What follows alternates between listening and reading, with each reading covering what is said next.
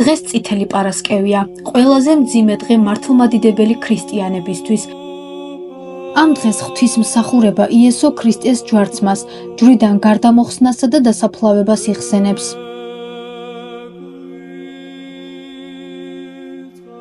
დიდი პარასკევი მთელი წლის განმავლობაში ყველაზე მძიმე მარხვის დღეა, როცა მოძღვრის კურთხევით მორწმუნეთაგან ზოგი მთელი დღის განმავლობაში არაფერს ჭამს, ზოგი კი პურსა და წყალზეა.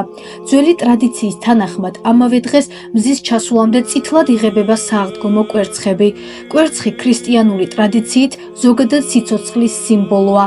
წითლად შეღებვა კი იმისა, რომ ჯვარცმული მაცხოვრის სისხლით გამოსყიდულ კაცობრიობას მარადიული სიცოცხლე მიენიჭა. აქვე უნდა აღინიშნოს, რომ სააღდგომო კვერცხი აუცილებლად წითელი უნდა იყოს. ნებისმიერ სხვა ფრად შეღებილ კვერცხს ქრისტიანულ ტრადიციასთან არაფერი აქვს საერთო. მორწმუნეები ამ დღეს ასევე აცხობენ პასკებს, რადგან სახარების თანახმად იესო ქრისტეს ჯვარცმა იუდეველთა პასექის დღესასწაულზე მოხდა.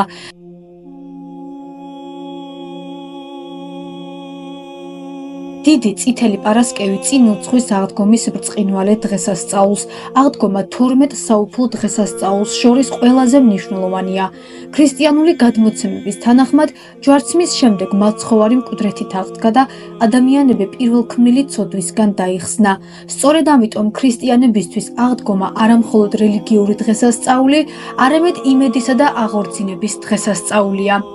აღსანიშნავია, რომ აღდგომას წინ ყველაზე დიდი და მძიმე 40 დღიანი მარხვა უსწრებს.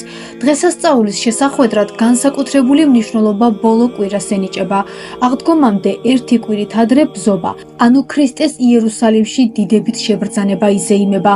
ორშაბათიდან კი ნების კვირეული იღებს სათავეს. აღდგომიდან ერთი კვირის განმავლობაში შეხვედრისას ადამიანები აღდგომას ულოცავენ ერთმანეთს. მისალმების ნაცვლად ამბობენ ქრისტე აღსდგა და პასუხობენ ჭეშმარიტად.